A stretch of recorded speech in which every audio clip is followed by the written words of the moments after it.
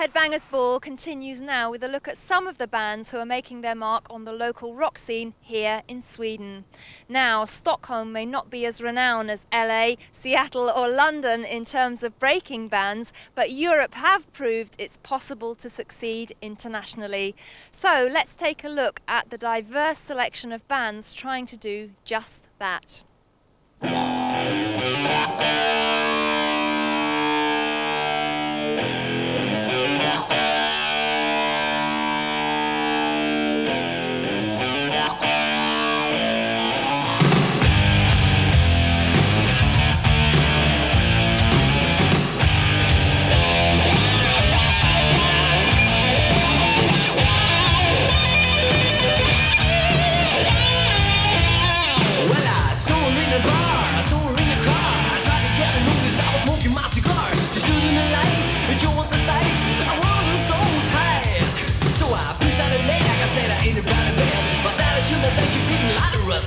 I don't know what to say when she comes in my way and throws out the waste mine.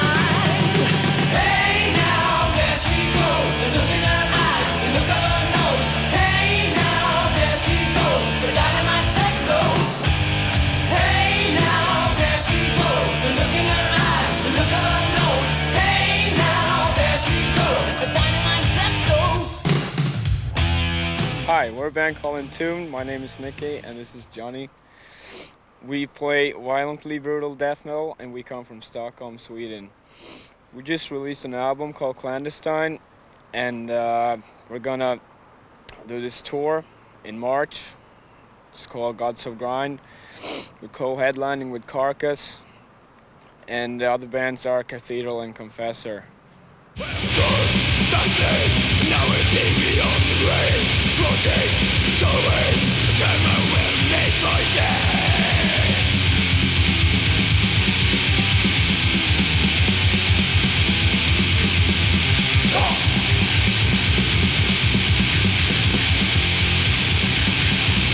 Death metal scene in Sweden is pretty good actually. We got a lot of bands, a lot of upcoming bands like Dismember, Unleashed, and just way more bands. At the Gates. Yeah, at the Gates. So all the bands. And one bad thing about this scene is that you can hardly play anywhere, but that's hopefully gonna change real soon because of this, perhaps.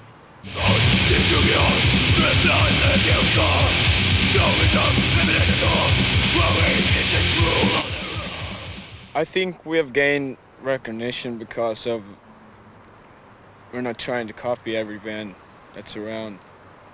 We're like we'll listen to every kind of music, so that means we get an influence from everything, and that makes a different sound. Almost all of the Swedish death metal bands is just listening to death metal, but we try to listen to every sort of music.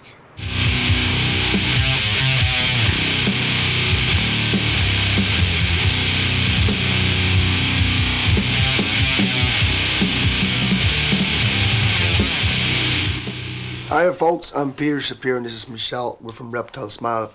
We're from Stockholm. We're a basic rock and roll band, like influenced like band of AC/DC and other, basic rock and roll bands.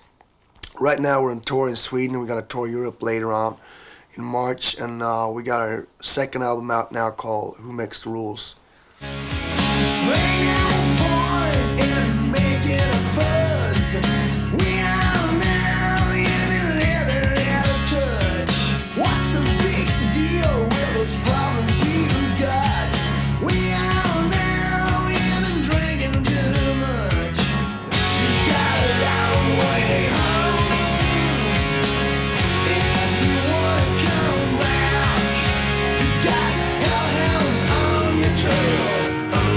Down.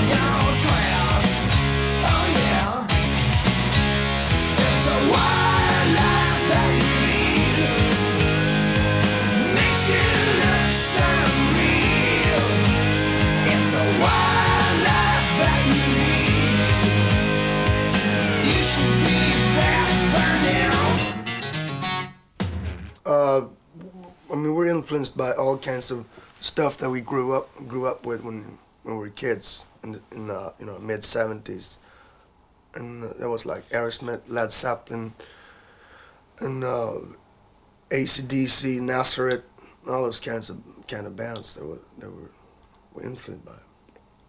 When we start doing your own music, that keeps coming to you.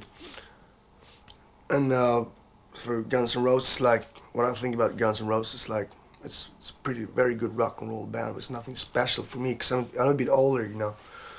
Probably to the kids now, Guns N' Roses is what, you know, like what Kiss was for me when they were new, when they were around.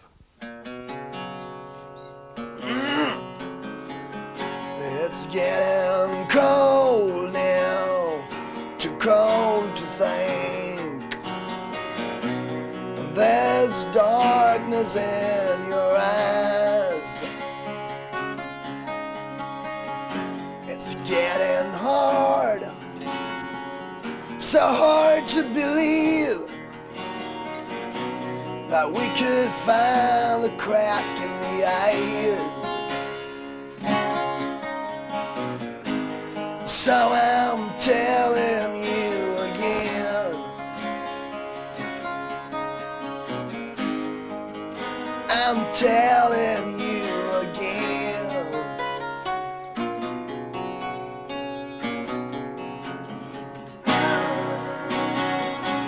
I wanna be there too, but time just seems to fly.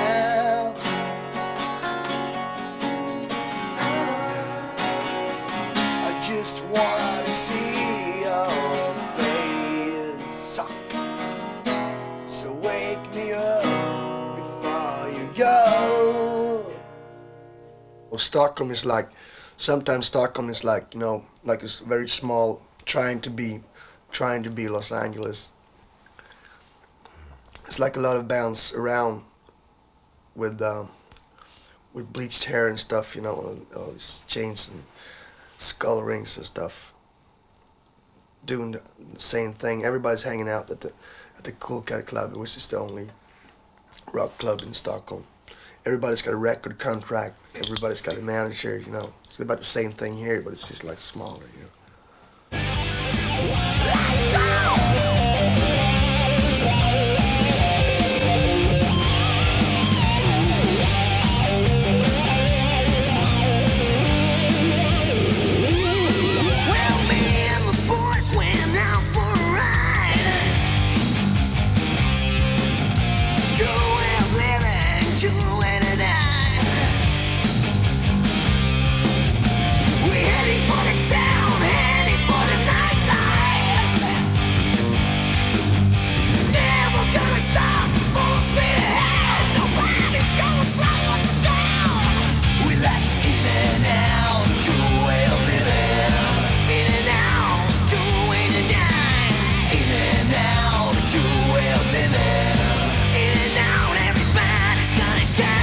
Hello, it's Åser from Sweden, and we currently got a new album out called Blood Chilling Tales on Underground Records. It's a sort of fast death metal, slow, heavy, maybe, and we are currently rehearsing and making songs for another album.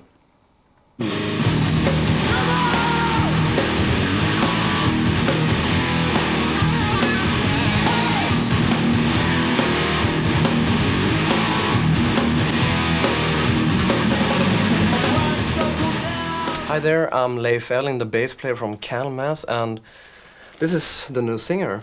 And I'm Thomas.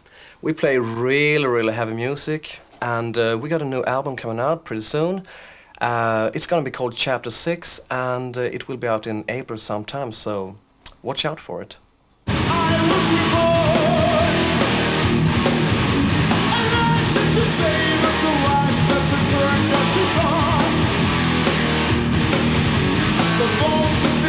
I think Swedish musicians, they got a reputation, I've learned, abroad.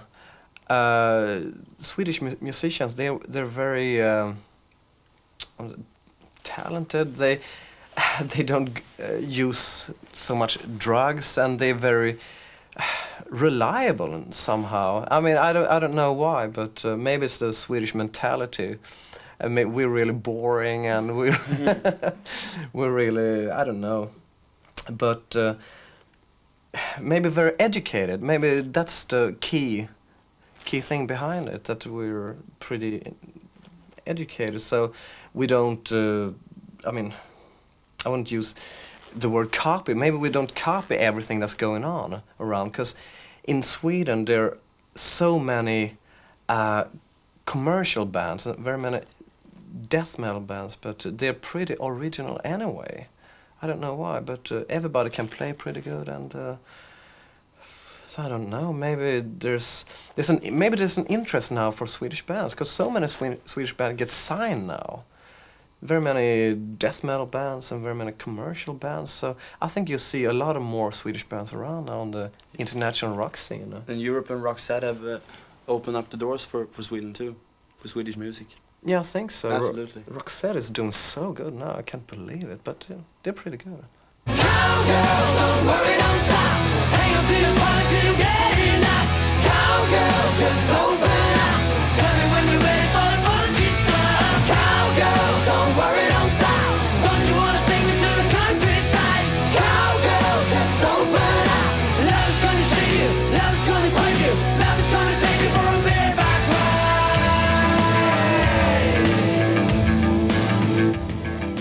Hi, we're the Electric Boys from Sweden. This is Andy. This is Nicholas. And we've just finished working on our new album called Groovus Maximus, which we recorded in Abbey Road in London and finished it off here in Sweden. And it's going to be released pretty soon. Late April, I guess, yeah.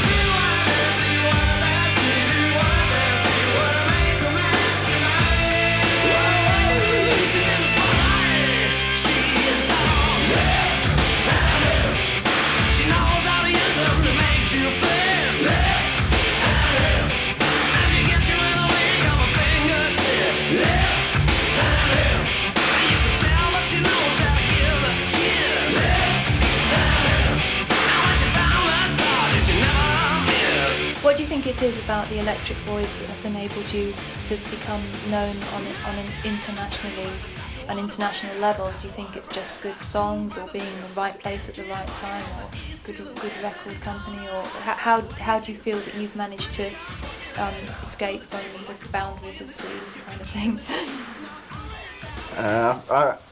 I think it's a combination of all those things. And also it has to do a lot with that me and Connie, when we started out the band, we've only had the band together for a year, I think, or something. And then we immediately got out of Sweden. We worked a lot and saved a lot of money. And then we went to America and tried to find a management. And when we actually did find a management pretty soon, that helped us to get a major record label. Sort of. Otherwise, it's really hard if you're signed to a label here in Sweden to get out of here, because the other record companies, even if you're signed to, let's say, Polygram or Sony or whatever, the other record labels in the rest of the world, they want to sign the band themselves.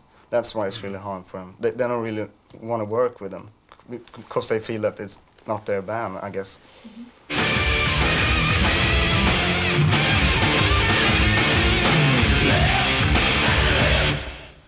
So that was a brief look at some of the bands making their mark on the local scene and beyond here in Sweden. Now, I'd just like to take this opportunity to remind you that in next week's edition of Headbangers Ball, we'll have that exclusive interview with former Guns N' Roses drummer Steven Adler and his new partner Davey Vane, and they'll be telling us all about their new band Road Crew. That is exclusive to Headbangers Ball.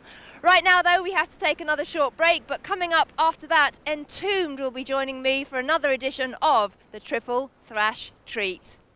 Hi, welcome back to Headbangers Ball for tonight's edition of the Triple Thrash Treat. Now, you should know by now that this is the part of the show where we play 3 thrash, speed or death metal videos in a row, normally chosen by a viewer. But tonight I've been joined by a band well qualified to choose the videos, one of Sweden's top death metal bands, Entombed. Thank you very much for joining me. It's freezing, isn't it? Yeah, I could say that, yeah. Now we'll choose the videos in a moment, but first I'd just like to catch up a little bit on you guys. What inspired you to start playing this very heavy kind of extreme music in the beginning? Oh, I guess we all started out as tape traders, like in the underground scene, and we got hold of demos with like bands like Master and the old Massacre demos. Well, that and Slayer. Right. It's like I think they're going to figure in your video choice, aren't they? We'll find out in a moment. Now you've got your second album out on Earache called Clandestine. Could you tell us a little bit about it? Well, there isn't too much to say about that, actually. It's quite the same as the first one, but it's more intense, it's better than the first one. I hope everyone enjoys it. Now, how did you get to have a record deal on Nottingham's famous Earache label? I think the thing was that well, we played a show with Napalm Death in '88, I think. We were called Nihilist back then, and they got the label. He was there and he kind of liked us, I guess, and he told us to send more demos, and we did. Then in '89, we just said like, let's do an album, just like that, I guess. They're a really great label to be on, aren't they? Yeah, I think they're one of the best, or perhaps the best. I don't know. Right, now we're looking forward to seeing you on the Gods of Grind tour in March, and in fact we're going to be giving some good coverage of that particular tour. Could you tell us a little bit about it? You're co-headlining with Carcass, is that right? Yeah, that's right. We choose to co-headline because Carcass has their, fourth album out? Third is it? Yeah. And we have our second album out. So we wanted to do it like co-headline with them. And that's it. Okay, well we look forward to seeing that, and in fact when we meet up with you on that tour we're going to be going into a whole lot more detail about you guys. It's just a very quick interview to introduce you to the viewers, and we've got the videos coming up now for the Triple Thrash treat, but why haven't you made a video from Clandestine yet? Yeah, why? I don't know. For sure it's coming soon. Good, well we shall look forward to it. In the meantime we're going to play you this song by Slayer, and it's called Raining Blood, and it's probably the best death metal song ever written. Great, and we've got Napalm Death. Yeah. Always Harmony Corruption. Great. And also Corrosion of Conformity, chosen for you by Entombed. This is the Triple Thrash treat, starting off with Slayer.